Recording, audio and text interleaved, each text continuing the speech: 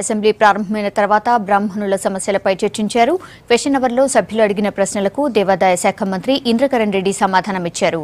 అర్చకులకు treasury అకౌంట్తో వేతనాలు చెల్లించడం వీలు కాదన్న మంత్రి ఇంద్రకరణ్ రెడ్డి ప్రత్యామ్నాయాలను ఆలోచిస్తున్నామని చెప్పారు. పేద బ్రాహ్మణుల సాయంపై కమిటీ ఇచ్చే రిపోర్ట్ ఆధారంగా చర్యలు తీసుకుంటామని చెప్పారు.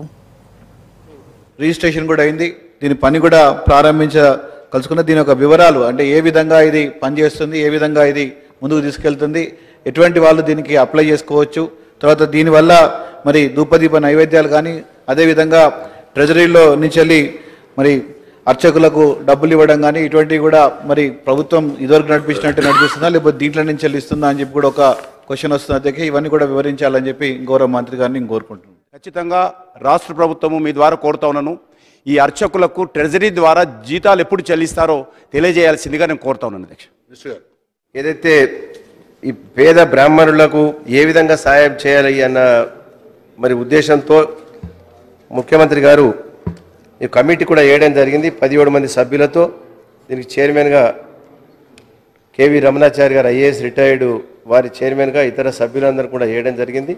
వారి స్థితిగతులపై సమావేశం ఏర్పాటు చేసి ఏ విధమైనటువంటి వారికి ఈ యొక్క కార్యక్రమాలు తీసుకోవాలని చెప్పి నిర్ణయం చేయవలసి ఉంది. అధ్యక్ష, అర్చకులకు 010 కింద శాలరీ ట్రెజరీ నుంచి హామీ ఇచ్చారని చెప్పారు. హామీ ఎప్పుడు ఇవ్వలేదు అధ్యక్ష. ఇది 010 నుంచి ఇది సమస్య ఉత్పన్నమవుతుంది. అందుకొరకు 010 కాకుండా ఏ విధంగా అయితే వాళ్ళకు మరి సాయం చేయాలో దానికోసము ప్రత్యేకంగా చర్చలు జరుగుతూ ఉంది. అతి తొందరలో ఈ బ్రాహ్మణులు ఏదైతే అర్చకులకు ఇచ్చే వాళ్ళ యొక్క వృత్తి మరి పెంచి ఇవ్వడానికి కూడా గౌరవ ముఖ్యమంత్రి గారు ఆదేశించడం జరిగింది. అది తొందరలోనే దాన్ని కూడా ప్రకటించబడుతుందని చెప్పి నీ ద్వారా తెలియదు.